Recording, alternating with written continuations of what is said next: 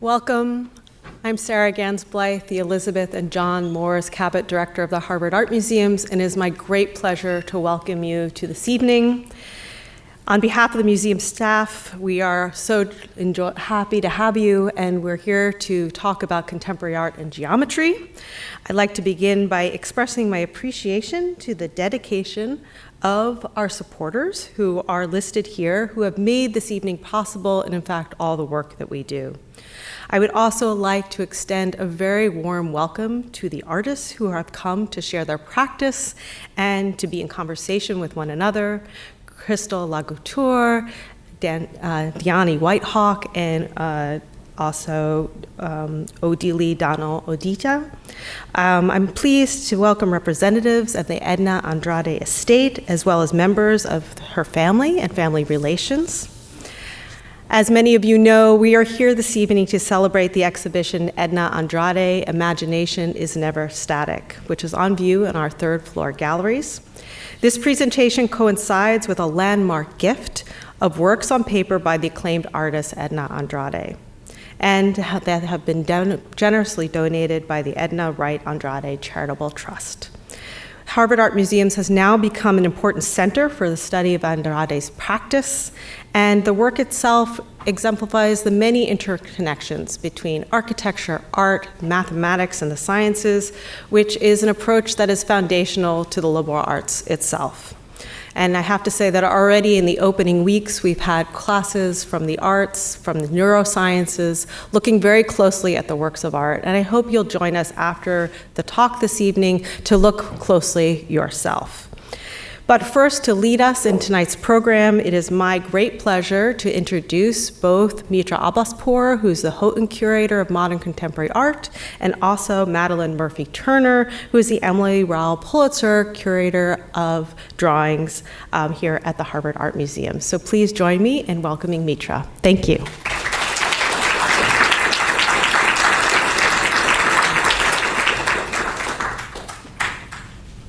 Hello, everyone. Thank you so much for being with us this evening. I'm so incredibly delighted to see all of you who have gathered with us for this conversation, and I want to open by echoing Sarah's thanks to all who have supported us. One of the most fulfilling parts and privileges of this career is being surrounded by creative minds engaged in thinking, discussion, and those who are committed to a lifetime of continual learning and growth. A sense of this spirit, the idea of artworks that were themselves exercises in looking and thinking, is what first drew me to the art of Edna Andrade. Over the years that we have spent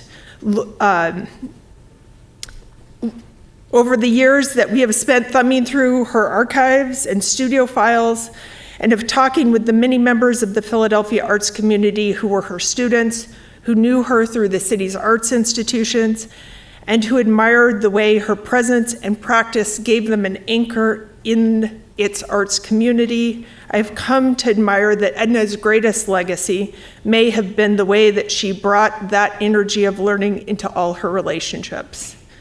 The QR code on the screen is also on the opening panel of the exhibition text, and from it you can link to excerpts of Andrade's oral history with the Archives of American Art, video clips of the artist at work in her studio, and the voices of the artists and museum professionals, or a few, who were shaped by their encounters with her, and who, as a group, span generations.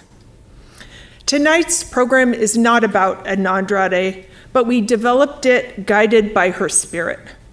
From her earliest days, Edna pictured herself as an artist. She was fiercely committed to her artistic practice, to building a career as an independent artist, and to lifelong learning through conversation, community, and thinking across both cultural and disciplinary ways of learning. Before we begin this conversation, I want to offer a very brief introduction, thus, to the artist whose work has inspired this gathering. Born Edna Wright in 1917 in Portsmouth, Virginia, to a middle-class family who encouraged her interest in the arts, In 1934, she would enroll at the University of Pennsylvania to pursue a formal education in the arts. There, she also completed her postgraduate studies at the Pennsylvania Academy of Fine Arts in 1938. Her education was about drawing from observation, a traditional academic training, creating convincingly faithful renderings of life models, as we see in this student drawing or student exercise on the left. And it's this interest, this practice of looking closely and drawing from observation is a skill that she would continue into her middle age and beyond. From there, after graduating, she began her first position as an educator, moving to New Orleans, where she would teach visual arts at Newcomb College, the women's coordinate of Tulane University. Shortly after her arrival, the department would welcome a new chair, Robin Field, who arrived from his studies at Harvard's Graduate School of Design and would transform the curriculum by introducing the lessons of the Bauhaus Foundations course. From there on out, Andrade would think of art as well as her pedagogy as a process of inquiry. And we see on the left a student exercise from one of Robin Field's Foundation's classes at Newcomb College that he later donated to the Busch-Reisinger Museum and is part of the Harvard Art Museum collections. And on the right, one of Edna Andrade's studies in color and form, inspired by one of her great Bauhaus influences, Josef Albers. In 1941, when she returned to Philadelphia, where she would remain for the remainder of her career and life, she would apply her study of geometric compositions to designs for works for public and commercial arts commissions. And by the late 1950s, indeed, she had returned to the classroom and would remain an educator for the next 4+ decades, influencing generations of artists in the Philadelphia arts communities. An influential intellectual community that informed her work in these years was the group Form Forum. You see a flyer of theirs on the far right. This interdisciplinary salon convened artists, architects, scientists, and engineers to share their scholarship, believing firmly that they would learn, that their studies in these various fields would inform one another. Modeled after the Harvard-MIT philomorphs, this group, the Forum Forum, also hosted guests from Cambridge, and we, in fact, have a flyer of for the guest lecture when Arthur Loeb was the guest lecturer. Another bridge between Edna and Harvard, though she never was herself a scholar here, was her close friendship with Anne Ting. Ting was one of the first female graduates of the Harvard's Graduate School of Design and a part of the Philadelphia's Form Forum. Ting's study of space frame structures would become fundamental to her architectural practice, and we see it here across the ceiling expanse of Yale University's art gallery. A structure that would give new inspiration to how Edna approached the drawing of deep space or illusionistic space within her line drawings, and that would inform how she would place these geometries into built space in her public commissions. And here we see a marble mosaic piece at the Philadelphia Free Library that uses that same structural form. Whether the facets of a crystal or the branching patterns of a tree, Edna's compositions, the foundation of Edna's compositions was always, however, a study of the natural world. Geometry was, for Edna, a mathematics of describing systems in nature, and from her student days forward, she would love to travel, and as she traveled, find different geometries in cultural contexts distant from her own. One of my very favorite drawings in the show is this precise architectural sketch of an observatory she discovered in Jantar-Mantar in an influential trip she took in 1984 to India. The structure itself is a form of geometry. It is a geometric form, and as we see it in Andrade's sketches, it bisects the landscape, creating new vantage points and new ways of seeing. In her own practice, these were only jumping off points, and she would take them and interpret them to create these new compositions or new ways of thinking through geometry. In the end, Edna was most recognized for her paintings, and there are 2 in the exhibition upstairs. However, it's in her drawings that we see her mind at work. The exhibition itself takes its title from a quote from her teaching notes. In these teaching notes, she herself speaks about the importance of imagination as a faculty, as she says, for structuring life and organizing relationships and making mental images, but as a faculty that itself is never static. It has been an honor to learn through the act of looking at Edna Andrade's practice, and my learning has been deepened profoundly through the opportunity of conversation. And for that and much more that has brought us here, I'm indebted to the exhibition's co-curator, Madeline Murphy-Turner, who will introduce tonight's speakers.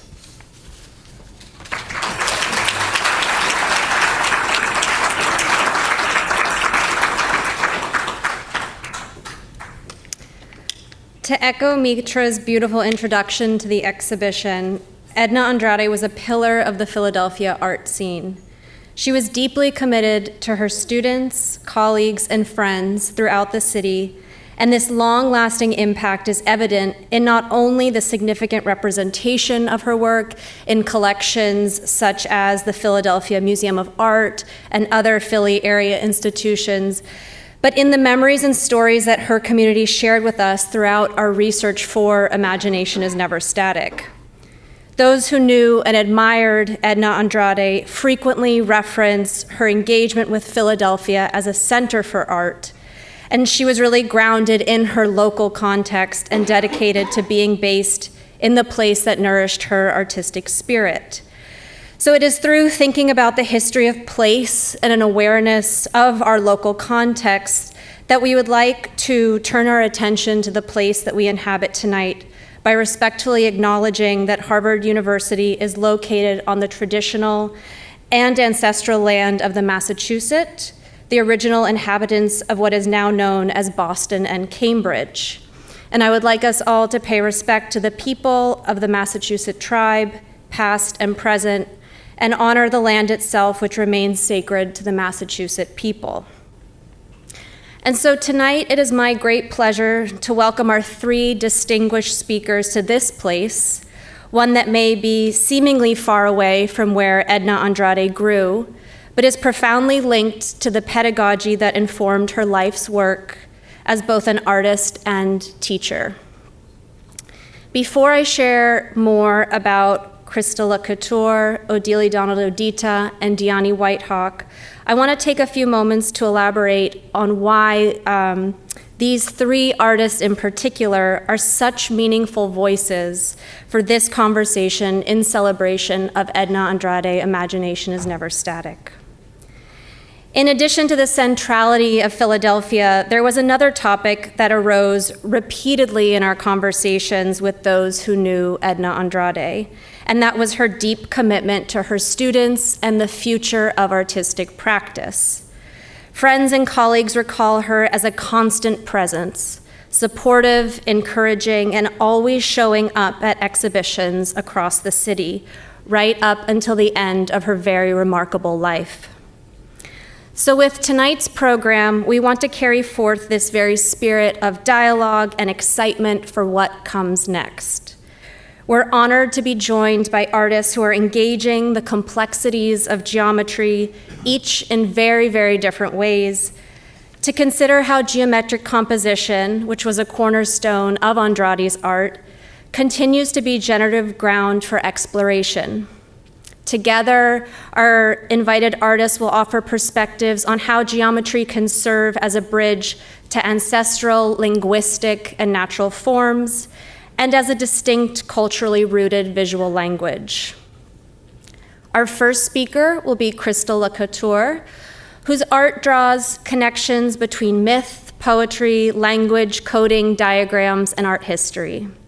Her perspective is particularly meaningful to this program as she lives and works in Massachusetts, close to the intellectual landscape of Harvard and MIT, which shaped parts of Andrade's own design thinking.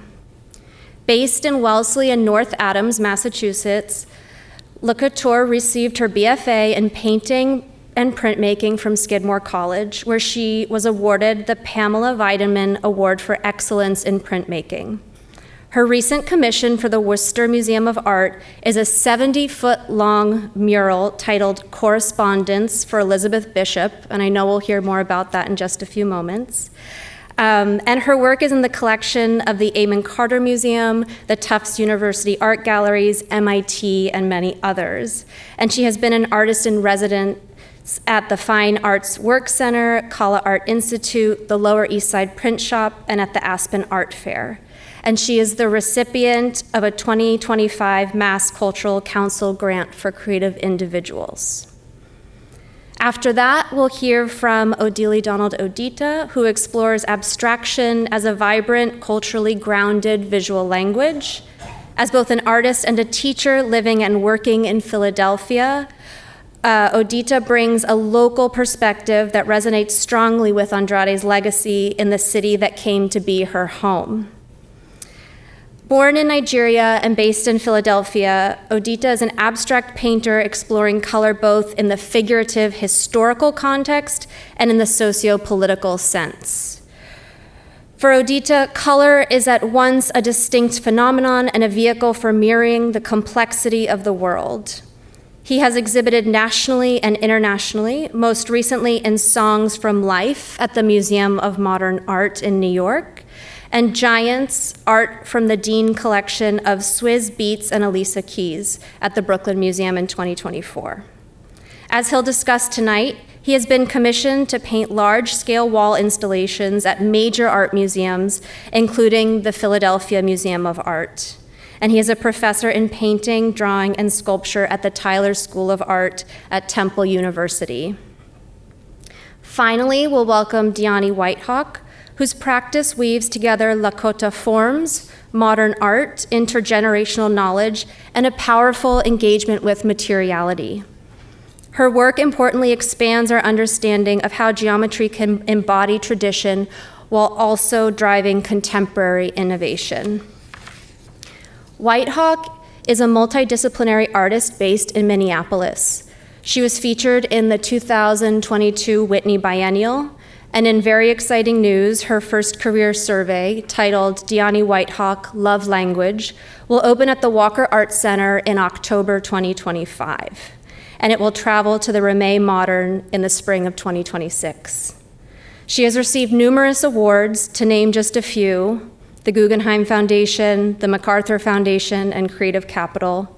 And her work can be found within collections such as the Brooklyn Museum, Hirshhorn Museum, Minneapolis Institute of Art, and MoMA, among many others. So each of our speakers will begin with a brief presentation about their work, and afterwards, Mitra and I will join them in conversation. So in the final moments, we will have time for questions, and so please, I encourage you to prepare your thoughts throughout these brief presentations. And with that, I'm delighted to welcome to the podium our first speaker, Crystalle.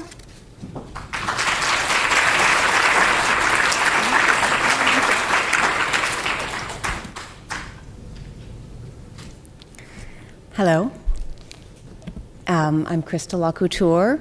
Thank you, Mitra, Madeline, and Bridget for inviting me to speak to and around Edna Andrade's work this evening. I'm delighted to be here with Dyani and Odili as well.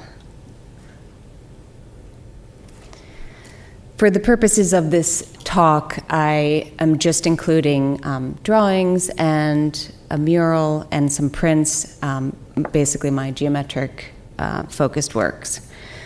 I'm a Boston-based artist working within the perforated boundaries of painting and printmaking. I use geometric and symbolic forms across my works to depict narrative, to memorialize, and to transform and reinterpret the original integrity of material. I often work in series over years, building on daily practices, project-specific research, and experiments with layers of printed color. My works are often about the accumulation of many smaller parts to make a whole. I think of geometric shapes as language, perhaps the first language. Shapes have weight, human and historical connotations, and directionality. Like Andrade, and all of us working in this mode, making art with geometric forms includes us in the pan-cultural traditions of symbology, devotional and ceremonial practices, architecture, science, observation of nature, decoration. Using these archetypal forms gives artists access to a universal shorthand. The sun and moon are circles, the horizon is a line, a square is a home, a wave is a river, a pentagon is a star. It's remarkable and understandable that completely different cultures imbue geometric forms with similar meanings. Because I make drawings on shooting targets as an act of reclamation, subversion, and redirection of a violent material, I intentionally draw references directly from sacred geometry, geometric imagery intended to transport the beholder into a contemplative or reverent mindset. These works are shields for protection, so I often choose soft shapes and reverberating aura lines, round and bodily, to combat the machine-produced text and design of a champion scorekeeper. Importantly, all of my work, and in this series in particular, they are not hard-edged. Rather than using tape to create perfect, even lines, I draw and paint directly on paper or canvas so that what reads tightly articulated from afar is, upon closer inspection, imperfect and clearly handmade. This reinforces the notion that these works are gifts or offerings made in time by my hand, the soft human machine, rather than the mass-produced print of the target or the mechanized weapon of the gun. So included here is one of my scorekeeper mama drawings. I began making these when my mother was ill in the pandemic, sort of as a way of sending help when I couldn't be with her. They have since transformed into large memorials.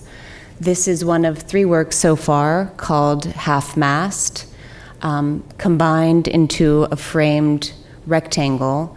These works look like a flag at half-mast, which to me is somewhat of an empty gesture of memorial for a very chronic and terrible problem. This piece is called Half-Mast 21 for Uvalde, each drawing standing in for a number of the victims from that terrible shooting. There's also Half-Mast 18 for Lewiston, and I'm working on Half-Mast 26 for Sandy Hook. This work is called Correspondence. It is a large mural completed last fall at the Worcester Art Museum. It is 70 foot long. It is a tribute to Elizabeth Bishop, a great modernist poet who was born in Worcester, is buried in Worcester, somehow had a wide-ranging, expansive life, but is buried in a small Worcester cemetery, sharing a plot with her parents. And I felt that I wanted to give her a tribute in this city that was her home. And the work takes references from the ancient mosaics, Pompeii-era mosaics below, and other works around from the museum, including the decorative border. And in researching her, I read all of her poetry and realized there was so many references to celestial bodies and sky and navigation and maps that I chose a form from the mosaics that looked like a compass in the middle. There is a mashup of two of her poems around the border in a binary code. The first says, "In Worcester, Massachusetts," which is from a poem called "In the Waiting Room." And the second, it says, "All the untidy activity continues, awful but cheerful," which is the epitaph on her headstone. I am a printmaker, and I often make large-scale woodblock prints. These are all from a series describing moments in the day, starting with morning all the way until evening. This was from a show at Praise Shadows Gallery. Like Andrade, I move shapes around in a composition. With these forms, the variables are made from cut wood, drawn with a jigsaw, and I place them around the field in order to create a composition of some symbolic reference. Highest Sun. This piece is called Night Song. Each shape is its own wood block. There's hand printing and also some hand drawing. Morning Table.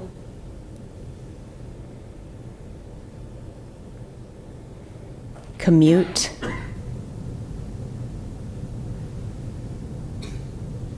This piece is called Streaming, and the scattered rain is all different shapes and elements of type. All of these are unique. Reflection.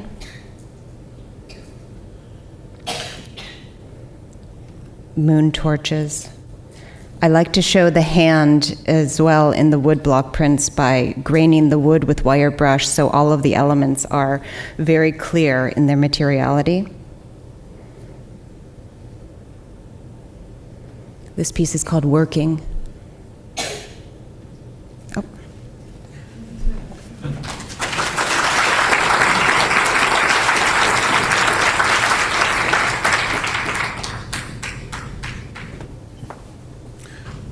I'd like to thank everybody for being here and everybody, the people here, for inviting me to speak about my work. I just want to just quickly say that I had the opportunity of meeting Edna Andrade after a group show we were in together in Philadelphia at the Locks Gallery, and the opportunity to meet her with a dinner afterwards. And it was a great opportunity. And I remember that we sat next to each other in the restaurant. She was really just a very, I can say, just her spirit was extremely generous. And she gave me space. And I knew of her work before meeting her, but not as much as I do now. And what I was impressed with is that she gave me space. And this is an artist who is very, very important, very profound. And I think we're going to learn a lot more about her, and the world is going to learn a lot more about her with shows like this. But as I looked at her syllabi and different student coursework that she put together, I looked at that research, I saw the mind of a genius, and a great mind, a huge mind, and someone who was really able to utilize teaching as a means of growing her work and of building the work through the help of her students, and the students would learn along the way. But to look at that resource material, that source material, is to know how intensely intelligent and ambitious this artist is. And so I want to preface my talk with this information to say that the ways in which artists can bring their information, their story, their history to the practice is very profound and never really seen by the audience. They just see the finished thing, and they can make their judgments and statements from that. but it's really very important to understand all those little things and big things that come into making. And you definitely see it in that room. That room is packed. It's like a box that's like pressed. So I'm going to present some images real quick for you guys to speak about my own process, and just to say that I feel just moved by her sense of generosity and the fact that she gave me that space that evening, and a person who could have consumed all the space that evening was that kind. So this is work that I'm specifically focusing on from a period of 2020 to 2021 through to the present. I'm a painter. My practice has evolved over the years, where I'm looking at space, color, and I'm thinking about my experience and my upbringing as an African and Nigerian. And these paintings really started from when I started to fully understood what I wanted to do. I wanted to create a space that would exist before language. And that was my situational understanding of that, was because I watched a lot of TV as a kid, that space before the image became clear, that test band pattern space before. Kids today don't have this, but this test band pattern that exploded the screen right before you saw an image, which is, in my mind, language. So that space is really important for me as an African, as a Black person in this world, because, as I say, as an African and as a Black person in this world, I'm defining myself, and then you can have your constructs that you place on top of me because I just said those things. But this is the world we live in. So I was wanting to, unknowing at the time, the space before language, where essentially it's another idea of freedom, where freedom is very open, but another space to understand or maybe experience freedom. So in this case, in this work, this was a piece called Walls of Change, made at the Philadelphia Museum of Art. It was a piece that was coming out of the pandemic and political climate. And this is the installation process of putting that piece together. And I'm sharing these resource images similar to what we see upstairs with the kind of research that Edna is putting together in her production. This was what I was inspired by. The Walls of Change being the museum walls. The museum was acted as a backdrop for all this activity in the city during this time, all these different protests, all these different actions. And for me, the formations of people in the space were my way of understanding the formations of the space in which I used for my painting, for my installation. So I'm looking at how people are organizing themselves, how movement is occurring, and what's going on. And it's just to say that source material can come from anything and from anywhere. And this is what was my particular motivation for this work at the Philadelphia Museum of Art. It's very interesting in ways in which things change and then things stay the same. And to see this at this time and to think that this was of that time and to know what we're going through now is to see that things can continue and struggle continues, and that was part of the element of that work as well. This is a piece called Surrounding that's at the University of Iowa Stanley Museum of Art. This piece inaugurated the museum's renovations, and it was up in conjunction with the Jackson Pollock painting mural that was brought back to its home there. And this is a special place for me as well, because my parents went to school here as graduate students. My father studied printmaking and painting before going to Indiana University to study with Roy Sieber, the first Africanist in America, to become an art historian there. So Surrounding is really coming from a collection of my sensibility, my sensing color and my sensing space, and just extrapolating from my experience there. This is a piece I did at the Dallas Cowboys Stadium, the AT&T Stadium. This is a different kind of client. I wanted to show this in conjunction with the art institutional work, because when I'm working and doing these installations, there's a different person that's coming to ask me to do these things, and it's a different kind of experience, one from the other. This is the completed work at this time. I was asked to do two sides of the stadium. There was a little apprehension with the use of my color, so they decided to only do one side of the stadium, and they love this, but I'm still waiting for them to possibly ask me to do the other side of the stadium. And there was also a very interesting thing that happened here. We don't have time for the story, but I just wanted to mention that.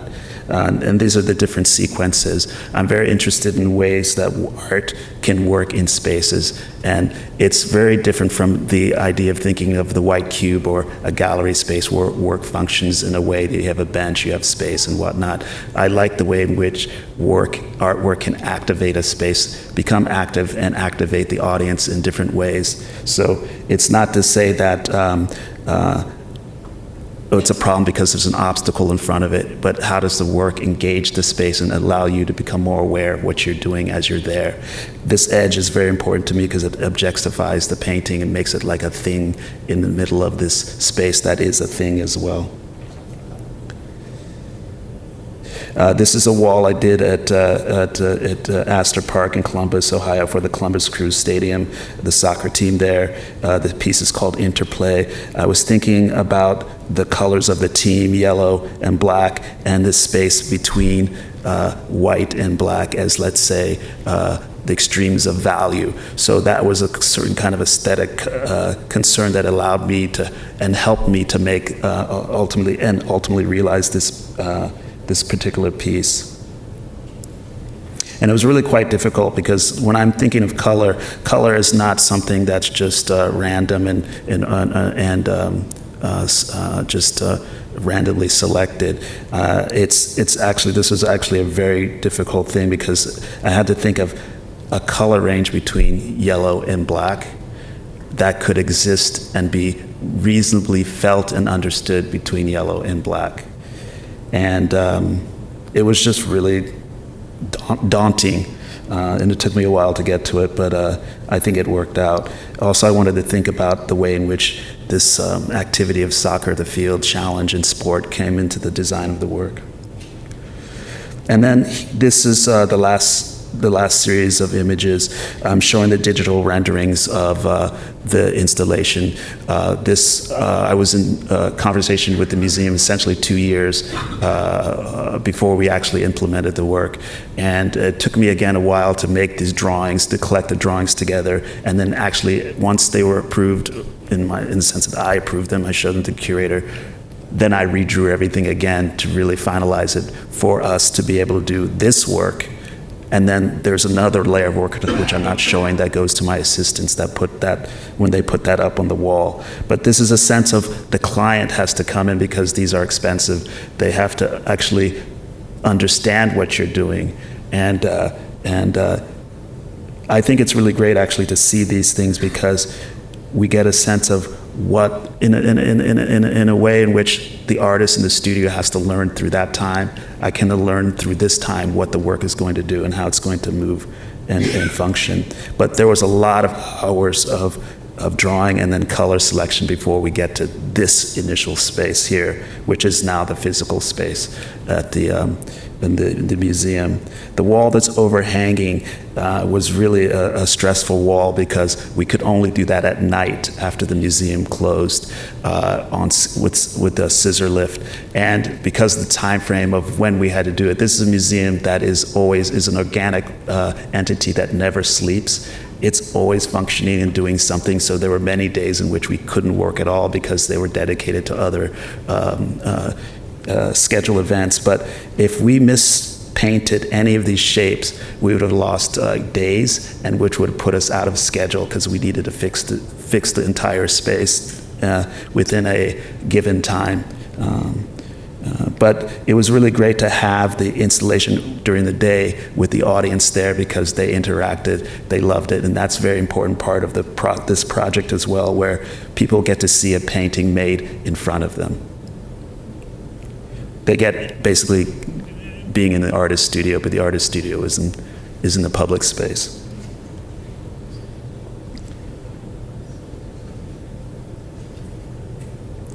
And then this is the last piece, it's called Skyway. I completed a installation, which is not here because I did it in 2019, 2020, at the Penn Medicine Pavilion, which is now called the Clifton Center. This is, again, a digital rendering, not a Rhino model, but a digital rendering of my drawing filled with color. The colors I selected for this, I was thinking of the hospital and the ways in which I wanted to open up essentially a new window in this really tight hallway space and bring a different kind of light to that hospital. So this is the finished piece. The day it was finished, with the scissor lifts still there, but it's up now. And if you were to visit on good terms, if you're ever to visit this hospital, you would see that it's part of another section of the hospital where there are two different installations going up the escalator and down another hallway. And so this was the third installment. Okay. Thank you.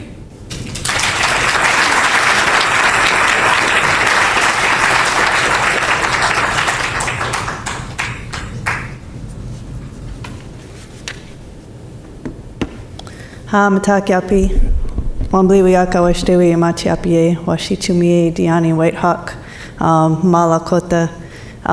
Greetings, friends and relatives. I'm really grateful to be here tonight. I wanted to thank Mitra and Madeline for putting us all together in conversation with this work. It's been a joy to get to know Edna's practice, be introduced to it.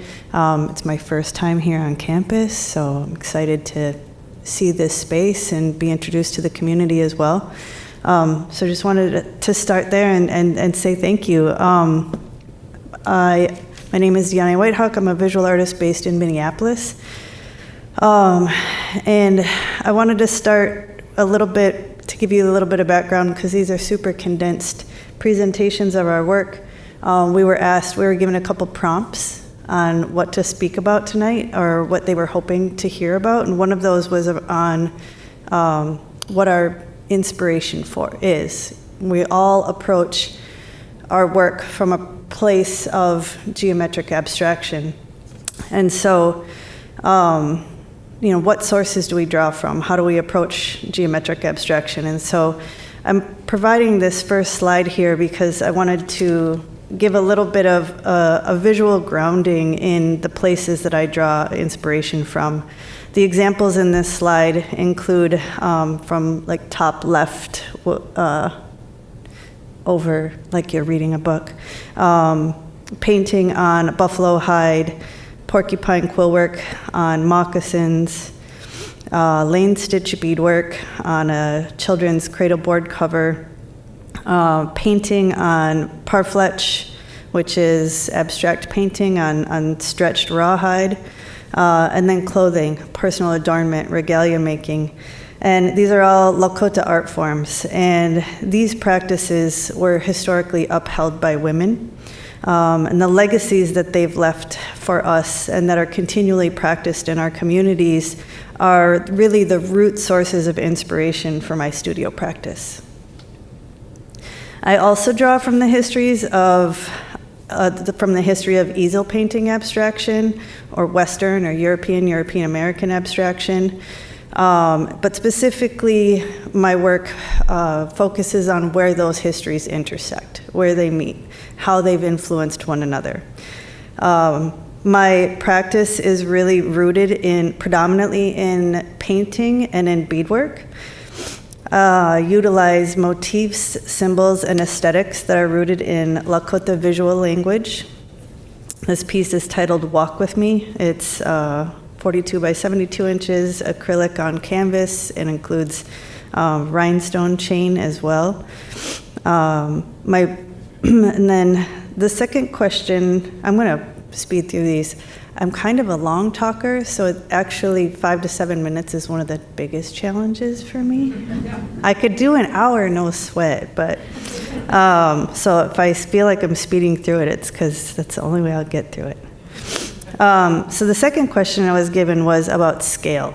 My works have varied over the years from really intimate, small size works to really monumental installations. And within my studio, we also maintain a jewelry and a textile line titled Chetanska, which is White Hawk and Lakota.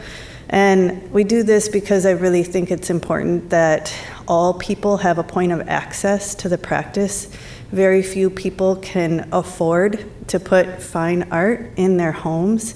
And I do, since my work comes from and is rooted in community, I think it's really important that we have multiple points of access and that covers the spectrum of participation. And so, Mitra and Madeline had noted on my prompt, you go all the way from like jewelry to these monumental installations and why is that? And so this particular piece is 8 feet high by 14 feet wide, and it's fully beaded. I utilize scale as a way to honor the foundational legacies of Native art and the artistic history of this continent, and to create works that are absolutely unavoidable. Native art has largely been left out or othered in the ways that art history has been taught and presented. This particular piece, this is a detail image of that piece. You can see that it's fully beaded.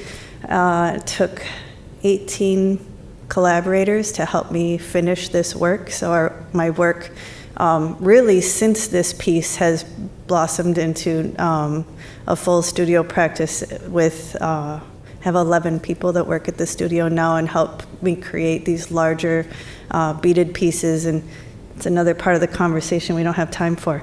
But works such as this piece, Wopila Lineage is the title of this work, as well as pieces like this, which is, this piece is from the Quiet Strength series. This one is titled She Gives Quiet Strength. And this is a 7-foot by 10-foot painting. So making a choice to make works that are large and unavoidable is intentional. These works are meant to occupy equal spaces alongside the legacies of Euro and Euro-American, often male painters. And this statement in scale is meant to open dialogue and critical thinking about the development and the evolution of abstraction within the U.S. We have been taught and presented the history that abstraction, if you think about it, if you take a moment anytime you read something going forward, if they use the word abstraction and you are supposed to assume that they're talking about European and European American painters, take a beat and recognize the fact that that word abstraction has a much broader meaning, and abstraction is a global practice and abstraction is a human practice. So by creating works that draw from the rich history of indigenous art forms, and then making sure that they are big enough to hold space on walls next to their counterparts who have been written into histories as the supposed inventors of abstraction, I'm asking people to stop and to think critically about the development of abstraction on this continent, but also globally, and how we talk about it, how we're teaching it, how we're displaying it, how we're thinking about it. This is a detail of that work. So this piece is an acrylic painting, and it is completely populated in these vertical brushstrokes, done one by one, that are meant to pay tribute to and honor the legacies of porcupine quill work, lane stitch beadwork, weaving, and other indigenous art forms.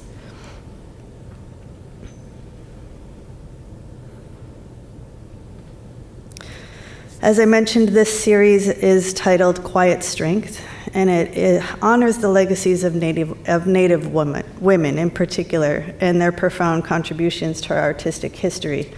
Native women traditionally upheld the abstract practices in Plains artwork.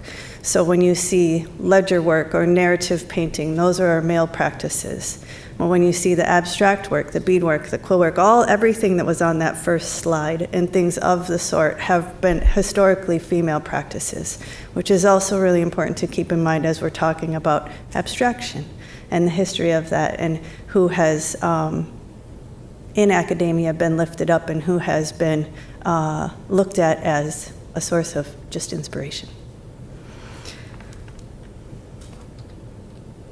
Other works combine painting and beadwork, and in these pieces the beadwork is stitched over fields of color fields or fields of stripe painting, intentionally rearranging hierarchies and notions of invention or imposed value or importance.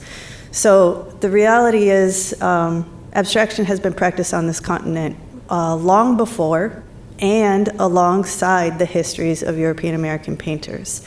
And so by putting beadwork on top of these foundations of easel painting abstraction, of stripe painting and color field eras, references to those eras, you meet the beadwork first. And you're thinking about the history that is embedded in beadwork, you're thinking about the history that's embedded in beads, and glass beads, which are a trade item as well. You're thinking about the history of painting, and by putting the beadwork on top, it's asking people to stop for just a beat and think about how were presented those, and in what order, and in what value, what level of importance. This is a detail of the beadwork on canvas. And then sculptures such as this piece, which is from the Carey series, offer opportunities for us to evaluate and unpack categories that have also implied ranking of importance, such as the categories of high or fine art versus craft, ethnographic, anthropologic, self-taught, etc.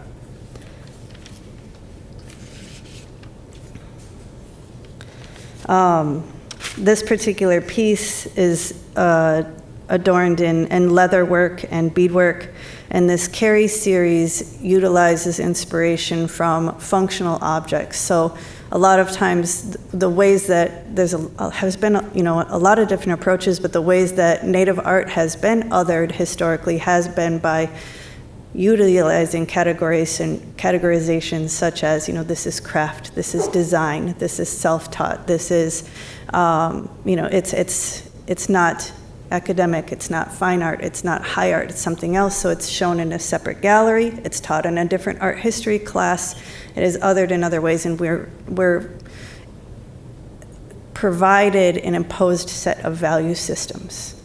So these works are meant to push back against that and recognize the fact that those works have historically been embedded with deep knowledge, deep thought, intergenerational conversations, and they can offer a lot. So by creating works that are also functional, but taking practices and forms from within Native practices and putting them in museum and gallery spaces, and then thinking about, what is their function when they're outside of cultural use but inside of museum and gallery spaces. What do we as Native artists bring with us, and what do we choose to leave out and save for cultural participation spaces? And then the works are really meant to ask us to think about, what do we choose, what will we choose to exalt, what do we choose to carry forward with us in regards to our own value systems within the arts and outside of the arts, and how value systems, we get to choose what those value systems are. When we choose to exalt certain gifts from the land higher than others, we create imbalance. So if we're choosing to exalt oil as a deeper value than water, we inflict terrible imbalance and pain and violence on communities and on the land. This piece is titled Visiting. It's a 10-foot sculpture also covered in beadwork. And this piece was shown last year at the Armory and is meant to pay tribute to two artists that have been really important within the contemporary Native art field. This is just a couple details of the beadwork that's on this piece.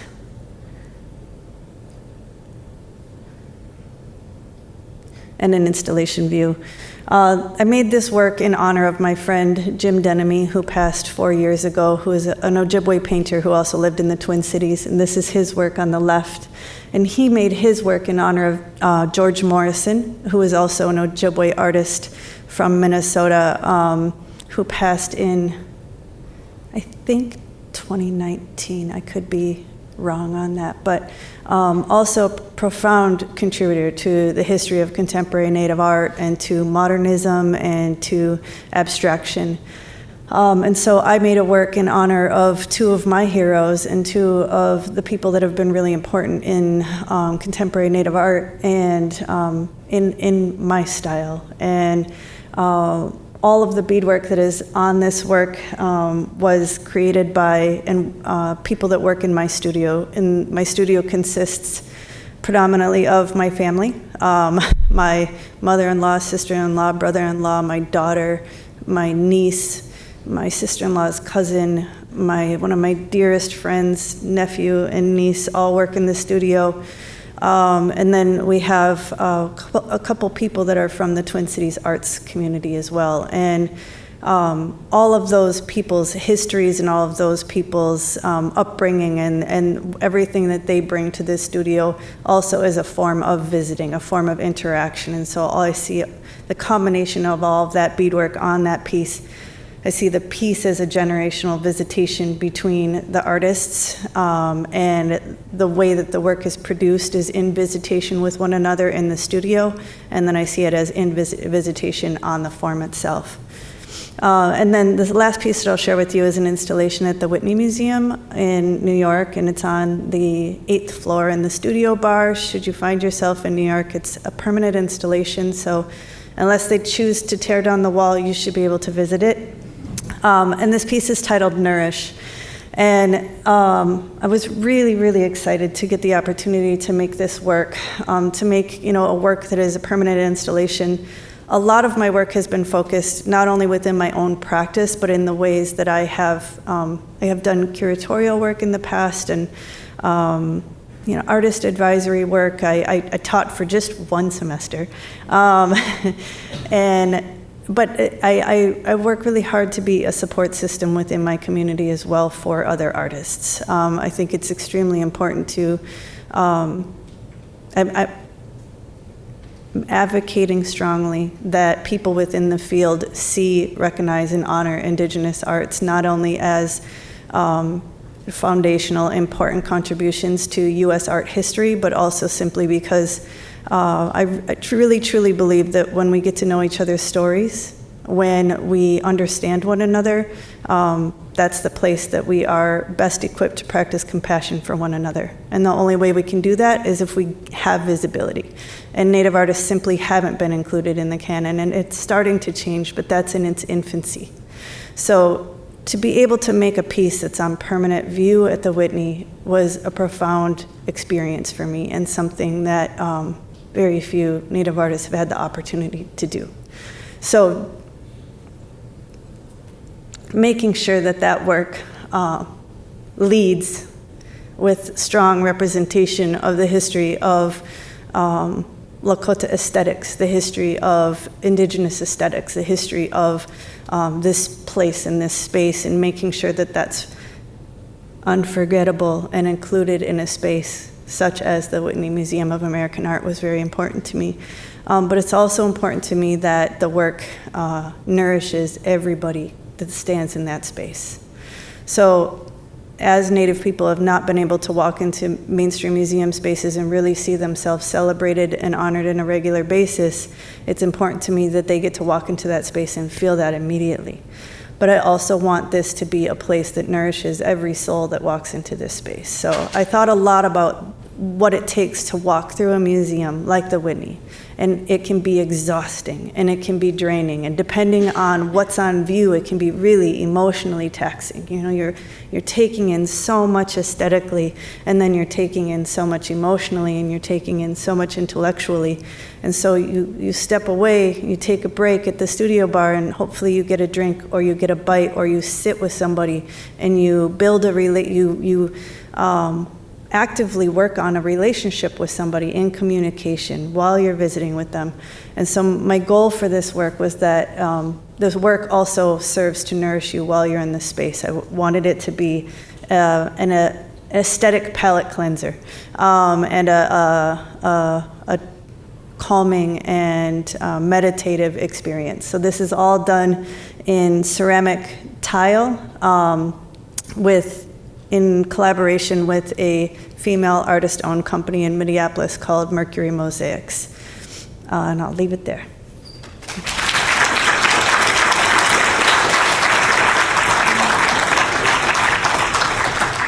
Thank you all for these wonderful presentations. I wanted to start by opening, and again, bringing, because I was hearing so much related to Edna Andrade in your three presentations. And so I wanted to start by asking, bringing it back to Edna and thinking about, she spoke how her geometric practice allowed her to map out a program, and she used this word program very specifically. She would talk about how by mapping out an approach, a method of working before she started, it allowed her to live her daily life where she had to go teach.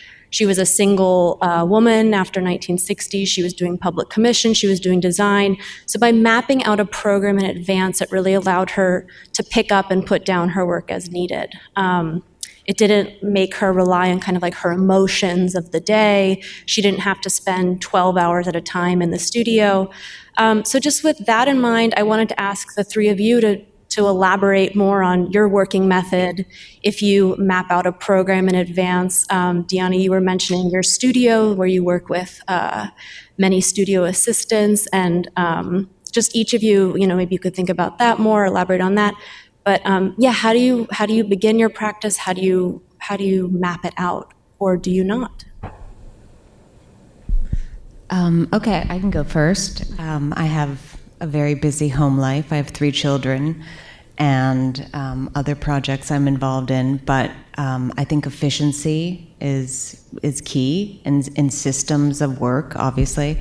I work in stations around my studio. I may do drawings here, paintings here, prints here, and to have things going at all times. I never like to waste a second if I can avoid it. And at all times, I'm usually listening to input and reading alongside, clipping images. All of it sort of feeds the work of the other projects that are happening. I go. Okay. This my studio is pretty complex, and sometimes I wish I could just get out of bed and just step to a canvas, make something, and just go back to bed. But it's not like that at all. It's a very big machine in its own way, and I'm looking at it again. I always look at it to see if it's going right or if it's the way it should be. And right now, it's what it is. I think it's best as what it is right now. I've always wanted to be in a place where I can make a lot of work, because then I learn from what I make. I believe it's better for somebody, even with my students, I say that to them, to make more work than less work, because you're going to learn from everything you're making. Not everything you're making is A+. Don't worry about that. You're learning as you're making. So my studio is highly operational. Even now, was sitting there looking at notes from my studio assistants make daily notes at the end of the day to assess what's happened and to make a schedule for the next day. We set up a plan for that. It's important so that we can be aware and maintain this production. On top of that, I was dealing with my assistants who are in San Marcos, California now, doing an installation for a project that's out there.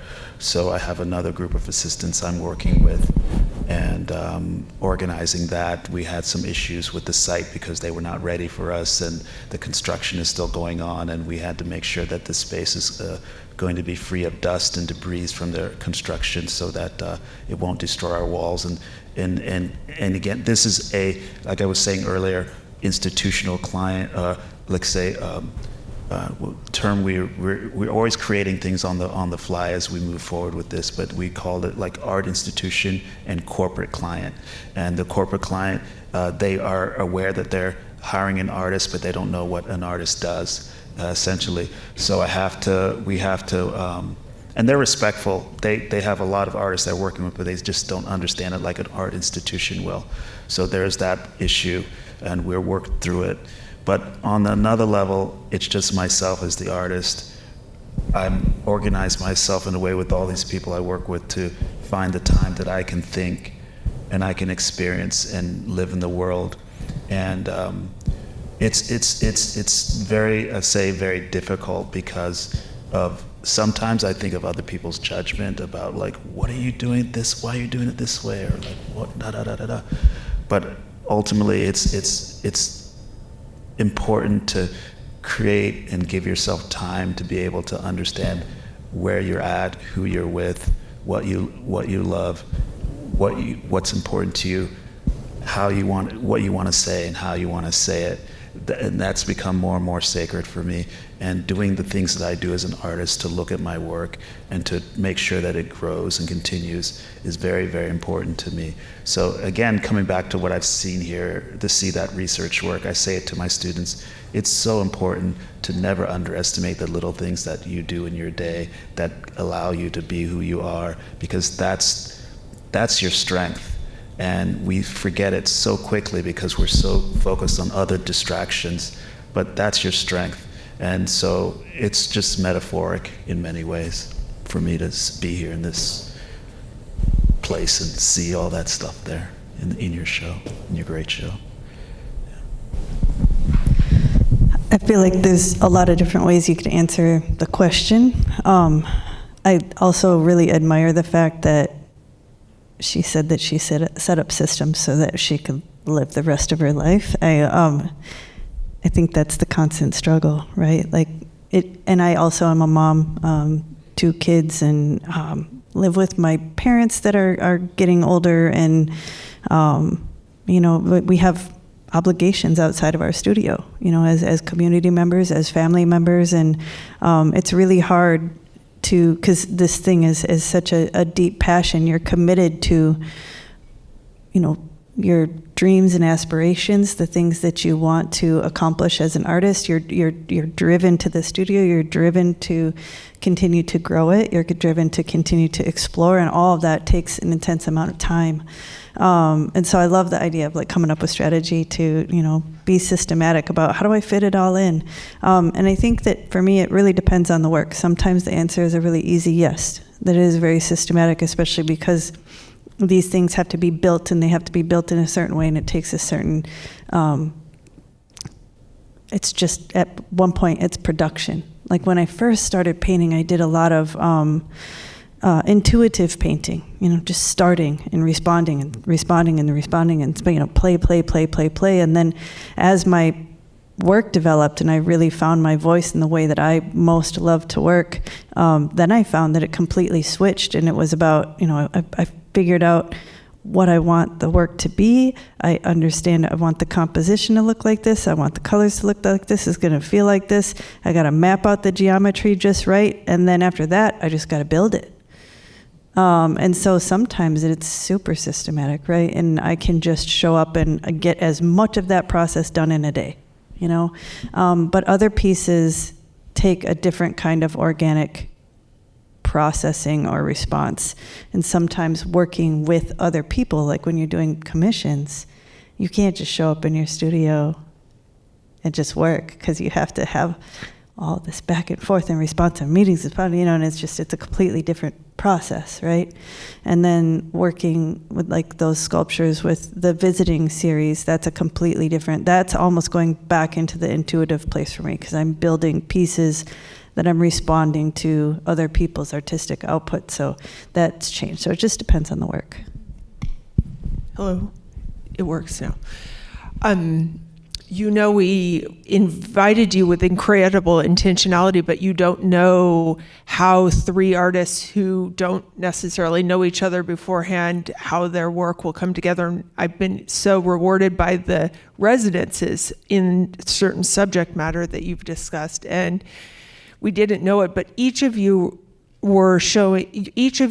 shared a practice that was an installation or a site-specific piece, and spoke with great intentionality about how that piece was rooted in place and was a way of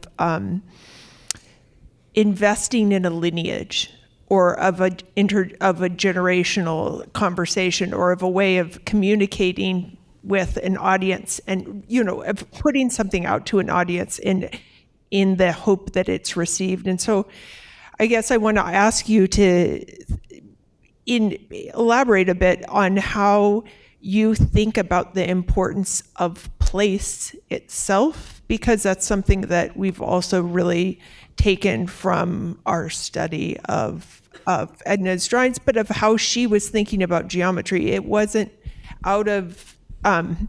it wasn't mathematics. It was about studying the world in front of her and studying the world around her and studying the natural world. And so how in each of your cases you really engaged with place, and you spoke about it at length, Dyani, but what that means to you to work from the Twin Cities, what it means to work from Philadelphia, what it has meant to come to this community for you and spend time in Worcester really thinking about the cultural history of that place. Oh, I'll speak to that quickly. Well, to be invited to make a large work that would take up a lot of space and basically color the air of an entire institution for long term, I took seriously that it was an invitation, that I was not from that place, that I needed immediately to address this new place, its history, its people, this museum and its objects. And so I took, with that project, I took the assignment very seriously, and I wanted to embed as much richness of my own style and my own ideas, but also mesh it with what I was inspired by in this new place as an offering to this town. I mean, I really felt like that space was a gathering space for the city, and I wanted to offer it to its people. So I felt it important to take in all of the information that I could about a person that was from there and about this great museum in which the work would live. I work in a very similar manner in the sense that I want to respond to the energy of a space, and what I mean to say by the energy of the space is like, how is the space used? What is its function? How do people understand it?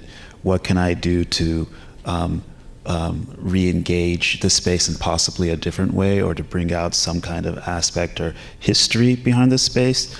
A lot of situations I have with installations, I'm going in a deep dive of learning about what the space is. And that's actually fun. For me, that's fun to do that research and to learn about what a space is. I've learned over the years of just like understanding how to not behave in a space, but to take advantage of the opportunities that a space gives you. In the sense of, when I think about painting, I come in as a painter and I'm thinking about what's possible in painting, what's possible for myself to do in this space. How can I activate this space in the mind of painting? And so that's one of the things that I feel. When I was writing more about art and doing that sort of thing, I would look at artists and writing about them in international settings. I'd see them jet in, do their work, and jet out, and see that as a kind of like rock star thing in a sense. Like, okay, they're coming in, coming out. There's what is the connection to the place that they're working in? So that sort of motivated me in a way as well in my own practice to dive into that history. And in projects that I've done, I've learned really fascinating things. I loved what I did in the Nasher, and understanding a connection between Durham and Philadelphia through Julian Francis Abel, who was the architect for most of the buildings on the Duke campus, who was the first African-American graduate of the graduate school in architecture at University of Pennsylvania, who made the drawings for the Philadelphia Museum, didn't design it, but made the drawings for that museum, and went on to work for this guy Trumbauer, and worked and built a lot of, he did the Widener Library here, but he did a lot of the buildings on the campus at Duke, but never officially was able to get onto the campus because of Jim Crow laws. So he was seen as it was known as, maybe he snuck on, and possibly snuck on and saw his buildings. But this was like undisclosed. A lot of people forgot about it at the Duke campus. And then when I did this research and discovered the connection, it was I was like, I got my idea.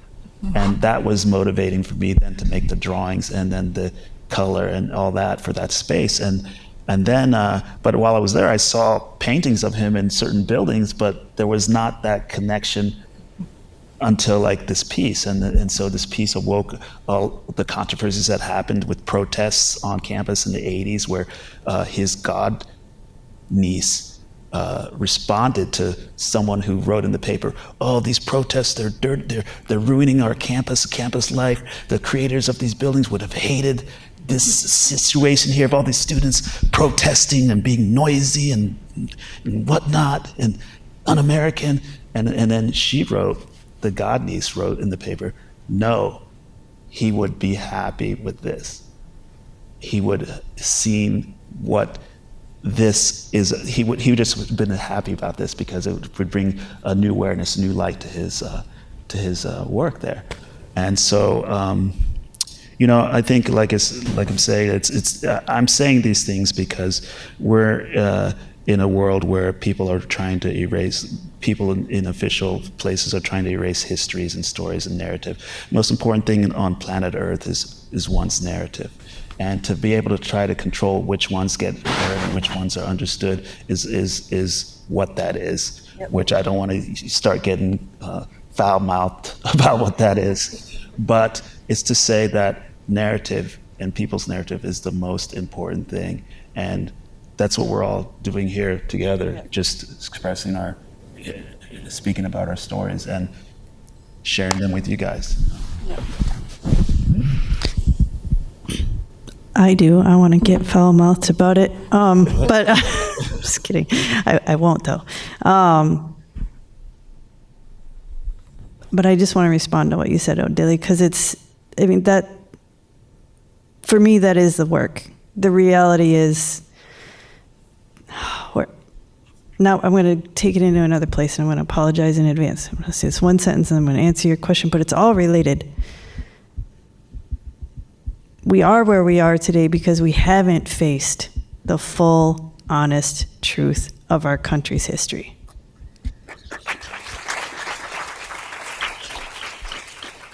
And I do my practice, I do my small part of contributing to reminding people of that.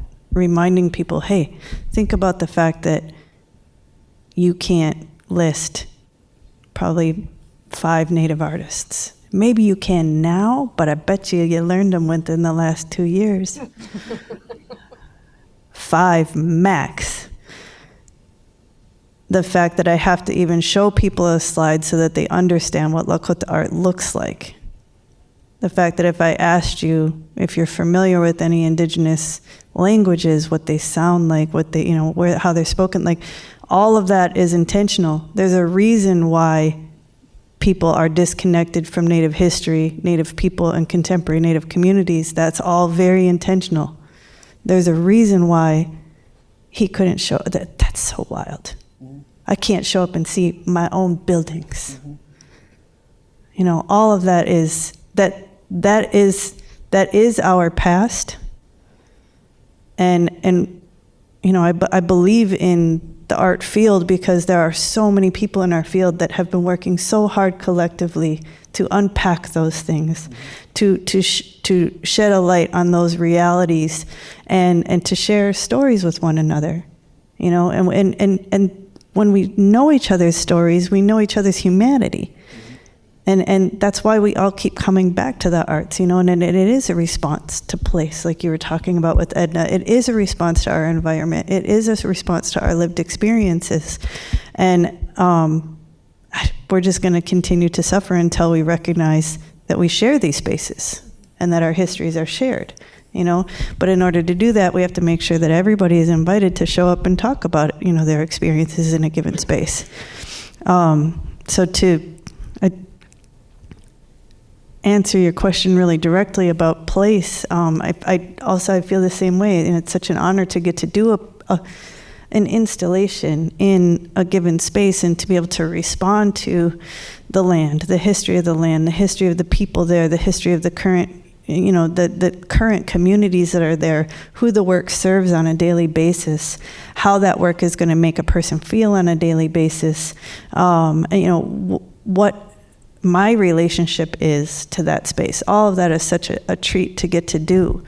The first thing that I thought about when you mentioned it was just, it's really direct for me just because Indigenous abstraction is about responses to the land. It is forms of knowledge, of understanding of the land. So it's really like one-to-one direct language of abstracting really profound thoughts and understandings of our relationality, and of our relationality not only with one another, but with our lived physical experience. And I feel like I'm going to talk for way too long because it's a question I'm excited about, so I'm just going to stop there. I can let you go on. There's, as you can see, this is a conversation that could last weeks or at least days, but indeed, Edna believed both in arts and in in artists and in art, and we want to make sure that you have time to go and see the art, so we're going to turn it to the audience for 1 or 2 questions at the most so that we can then gather together with artworks in the galleries upstairs.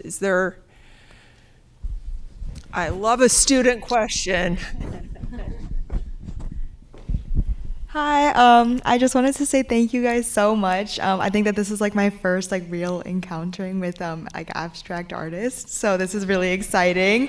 And I guess my question is, what is it about geometrical shapes and compositions that speaks to you as artists? Why shapes in geometry?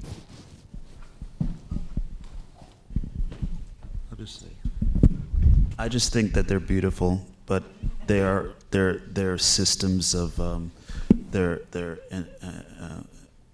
like entropic systems of culture and life. They embody the history of time of a people. When you look at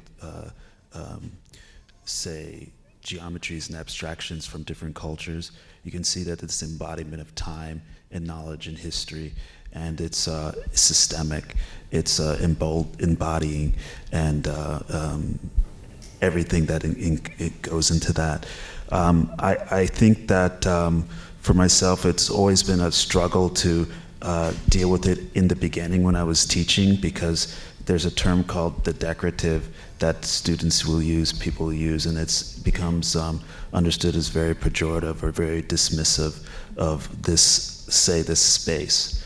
And this space is more than that, way more than I can even say here now.